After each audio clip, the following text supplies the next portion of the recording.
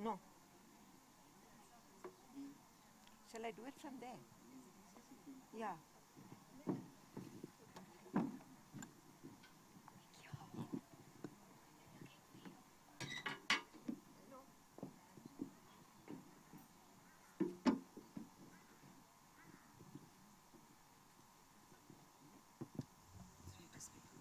Good afternoon. I am a new author, actually. Every author feels that with a new book. Anyway, welcome to 4 of you. I thought there were 5 of you. Ah, welcome, welcome. So what we have today are 5 very brave people entering a world which I will discover as tempestuous. It's a world where you have sought and found your voice, but you are seeking people who want to hear your voice. And in a world where everyone says nobody reads anymore, though there are a million literature festivals, it's a brave, brave attempt, but I'm sure you're going to succeed. And I would like to start by telling you that each of you has 5 minutes. Please don't cross that. Are we going to get a bell at every 5 minutes? Yeah? That'll be nice, because otherwise it's difficult. I'll be looking at the phone. So let me begin by asking Punam KRA Sidhu to talk about her book. Can I come there, or should I sit right here? No, you sit here. Ladies and gentlemen, thank you so much for being here, for all of us, the new voices.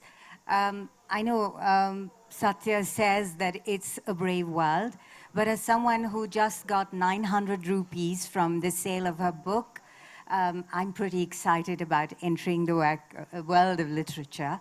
I started with short essays because I think attention spans are declining, and nobody really wants to go through very long books.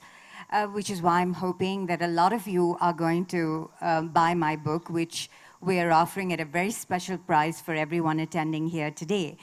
I want to start with just telling you these are not just my stories, they are your stories. I'm sure they'll resonate with you. They're just a tribute to resilience, to love, and the human experience. So I start with the character sketches of people from Malwa, Maja, and Duaba. I'm going to read a line from the book. The Malwais, I'm a Malwai myself, I'm a Majel myself, married to a Malwai. And I start by saying that, you can spot a Majel by the set of his square jaw. It's their signature feature. Flamboyant, quick-tempered. They can be braggarts who love to show off, but can also morph into passionate crusaders. So read the essay about the gallant vows of Maja for all you Majels here. There's another chapter that deals with cool kakajis from Hot Malwa. And, like the yuppies and the puppies, the kakajis are a very typical genre of the Malwa region. You can spot them a mile off. The color of their turbans is, So there's a whole lot that's dedicated to Chandigarh, to parenting, to raising children. And the books will be available at a flat rate of 200 for those who would like to buy it. Happy to sign it for you. Thank you. Thank you. Thank you for sticking to time, and thank you for that very brief but interesting sentence that you read out. I would suggest that please each of you show your book cover and tell us the name of the book so that we know what we are listening to. May I now welcome... My book is called Chuckles and Cherished Moments, Essays from the Heart. It should have been vignettes, but I just wondered if I could pronounce it right. Thank you. Thank you. I'm calling on Anuradha. Jain next, please. I'm sorry, I'm going ladies first.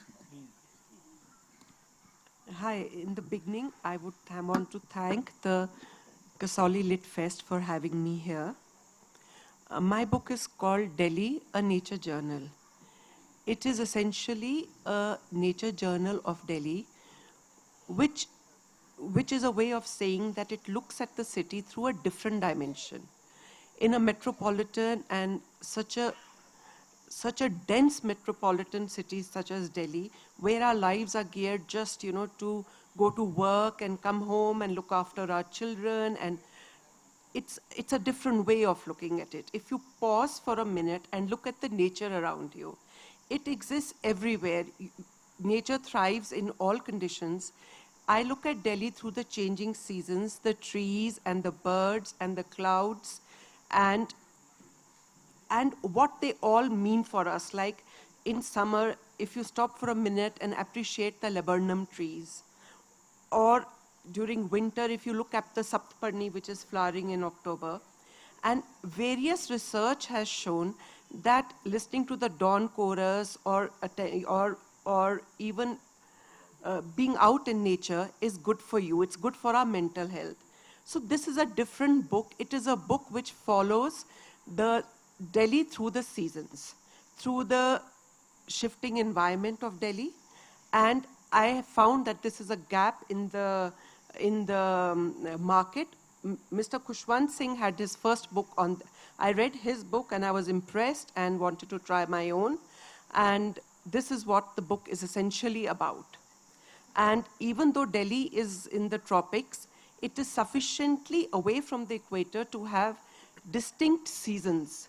So you have 5 distinct seasons, and if you pause a minute and look at each one of them, it can create pockets of calm in our everyday lives. It is therapeutic, and it is also shows us how to be resilient, because nature is resilient and constantly renews itself. So my book is basically for you to read, to just pick up and read when you're feeling low, or when you want to have some knowledge about Delhi, or generally when you need some cheering up or a feel-good factor. So this is a book which is essentially not only for Delhi, because entire North India has the same, I should say, climatic condition and the biosphere. So, and you don't need to be in a particular place to read the book, in the sense that I just finished a book on the taiga forest of Canada, and I really enjoyed it. I thought I was there. I was immersed in it. So a book, it's an immersive experience to read about nature and to immerse ourselves in it. That is what my book is essentially about. I encourage all of you to pause a minute in your daily hectic lives and look at the beauty and the calmness surrounding us. Like, we are members of the Kasoli Club, and whenever I come here, first thing I notice is this horse chestnut tree under which we are sitting right now. I notice the season in which it flowers. I notice the season in which the bare branches, frame the world beyond. So just a minute of your time, look at the world differently. Nazariya badal ke dekho. That is what I would like to say. And I'll give you an example of this. When my husband and I are traveling in Delhi, traveling in Delhi, you have to get used to the traffic snarls. Okay, I'll just say the last thing. So you have 2 ways of looking at it. Either you crib like he does all the time, or you look at the trees around you, or you hear the barbet in the trees, or you look at the clouds. So it's up to you to look at it. So that's what I want to say. Thank you very much. That was really lovely, and I think you should come to Bombay and write a book about the trees of Bombay while they're still there, right? But yes, it's very important. If you don't let nature heal you, you suffer. I'm now inviting Dr. Rachna Singh. Please share the book cover and a few lines about your book. Good afternoon, ladies and gentlemen. It's indeed a pleasure to be a part of the Khushwant Singh Literary Festival. And my book is Phoenix in Flames. Now, this is a palette of stories about ordinary women. You know, the woman next door, but women who become extraordinary because of their resilience, their grit, and their fortitude. Now, these women come from different walks of life. But what really unites these women is their ability to face adversities with courage and elan, and therefore emerge reborn like the mythical phoenix. So therefore, phoenix is the pervasive metaphor in my book. Now, let me try to make this monologue a little interesting by introducing you to some of the characters in my book. Now, there is Seher. She's a 17-year-old girl who wants to become a poet, but she's forcibly married to a widower twice her age. Then there is Safina. She's abandoned by her parents and given out for adoption simply because she's born a girl. And then there is Kudrat.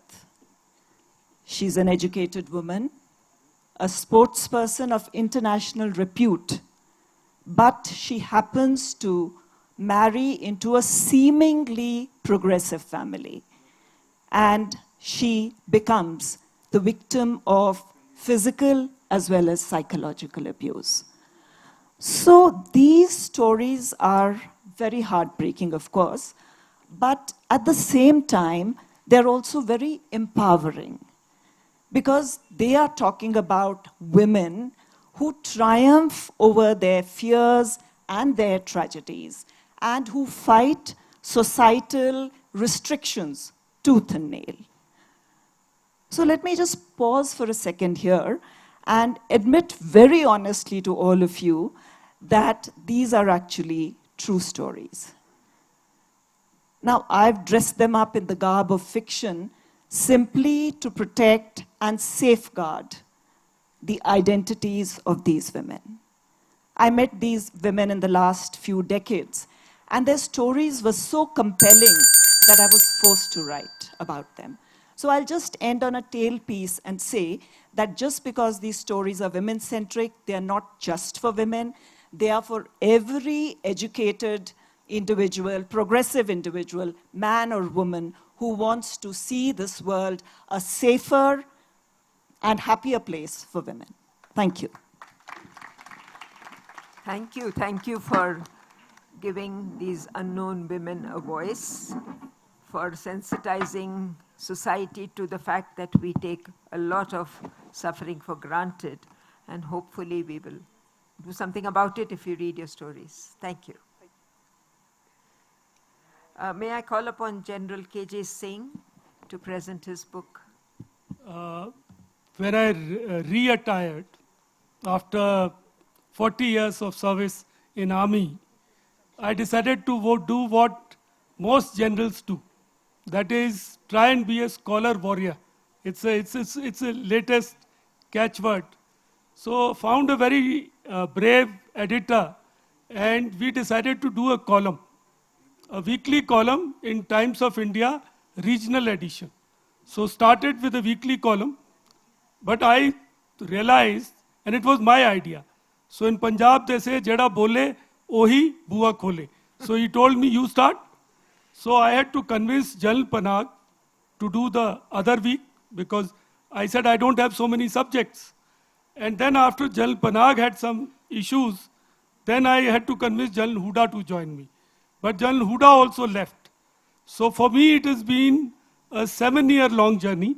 I have written about 180 columns and about 70 odd other articles.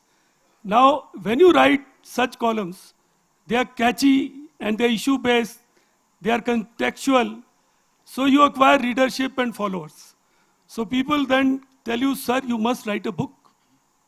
Now, writing a book is a different kettle of fish, because you have to make it readable. So it's not a lazy compilation of my columns.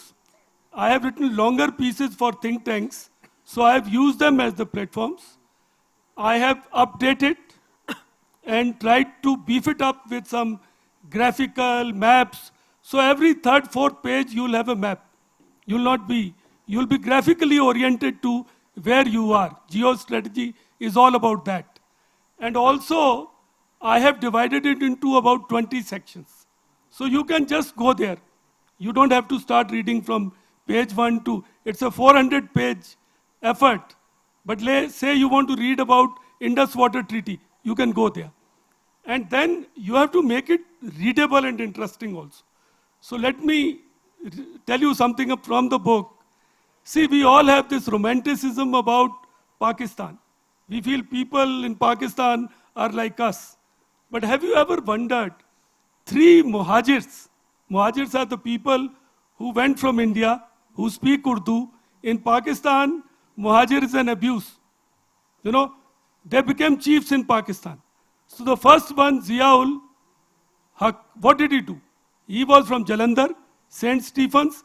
He put Pakistan army on the path to Islamization. And today, Pakistan is what it is because of Ziaul Haq. The second guy, Mirza Aslam Beg. From Azamgarh, again Hamara Hindustani.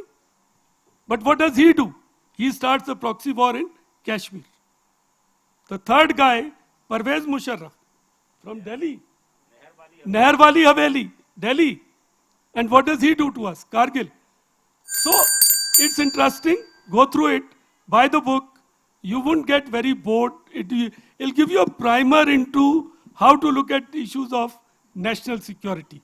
And I've tried to make it as interesting as it can be. Thank you.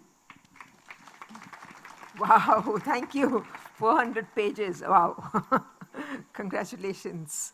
And yes, very, very. Army, it's like marching in columns. I told you that this is a very brave journey you all are taking.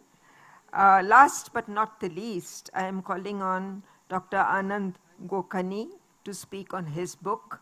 I've had a glimpse at it and it seems very interesting. Thank you very much, Satya. The thanks having been said, I'm going to go straight for the jugular. I am a physician. Yeah, thank you.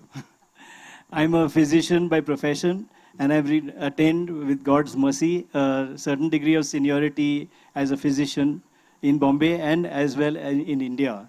But in the journalistic world, I'm a fledgling. So please forgive me my excesses or deficiencies. They're unwitting, they're not intended. My journey as a writer started off with the multiple chidings from my children, saying that, Papa, you always threatened to write a book when you didn't have enough work to do. When is that book going to come? And then somewhere in 2020, I had a brief brush with destiny when I was hospitalized. And I realized that that is how life ends. And it can be either this way or that way by just a small mistake by a physician. I recovered from that and came home and I did some deep introspection. And I said, I think it's time now. It's not in the remote future. So I started picking up my threads about my life. And I said, at least for my grandchildren, I should leave some legacy. And then I realized that the most interesting part of my life, the most exciting part of my life, was the period when I did my internship at an Adivasi village, where we were posted for 6 months as fresh MBBS graduates straight from the oven and thrown into the ocean. And there we had to face all the serious diseases which not only poverty but backwardness brings up in people, and no facilities at our beck and call. So this book of mine is a treatise on 4 months of a MBBS doctor's life in Adivasi village. And this is a book which is to introduce the haves to the have-nots. Having lived all my life on the fringe benefits, in the fringe society, which is very privileged, in the world, I'd say we are very privileged in the world to be in the fringe, but when you go into the hinterland is completely a different world. And this book talks about those people, their resilience, their tenacity, their grit, determination, perseverance, persistence, patience, and loyalty, and above everything, gratitude. I found the word gratitude found a new meaning. When I treated a patient with snake bite, a middle-aged girl with 3 children was bitten by a snake and came to our hospital after 30 hours, bleeding profusely from everywhere. And we had none of the things that we need to treat such a patient. And we put ASV, that's anti-snake venom, into her, sat by her bedside. We overdosed her compared to the book, but we saved her life. And then her husband came to to say thank you and farewell. We never took any fees from anyone. But he squatted on the floor, untied a knot in his vest, his cloth, took out a crumpled, dirty 1 rupee note, straightened it, smoothed it out, and gave it to us, saying, "You saved my Lakshmi's life." That is the essence of this book. I'd urge all of you to read it because this book is an eye-opener for us who don't go into the villages and who don't see rawness of poverty. We've seen city poverty where people who beg even have houses to live in. But these people, if they miss the 8 o'clock bus, they walk 60 kilometers to reach the hospital. So this was an interesting time for me to write this book. I took a lot of daring to publish it. Many publishers rejected me because I'm a beginner. And having made it into a book, I think my dreams come true. But when it starts to sell, I really feel vindicated that even as an author, I have gained acceptance. And this KSLF Fest has been a hugely beneficial experience for me because I had the privilege of listening to all the privileged writers and their views. And I have a lot more now, a lot more encouragement to write further on the other aspects of my life. Thank you very much again for accepting me and my wife amidst you all. I'm looking forward to come back again and again for this fest. Thank you. Thank you, Doctor. That was very moving. I completely understand. I think I want to say one little thing to wind this up, that I think this is a wonderful thing that the Khushwant Singh Literary Festival is doing by giving new voices a platform, because we don't know what they have got. And they just have treasures, as we have just seen. They're opening pitaras of treasures, which we can really taste the delights of. So thank you again. And it's really fitting that it is the Khushwant Singh Literary Festival, because he gave me my first chance. When I had written short stories and I sent one to him, he sent me to Penguin, to David Davidar, to publish those stories. Of course, the book was rejected.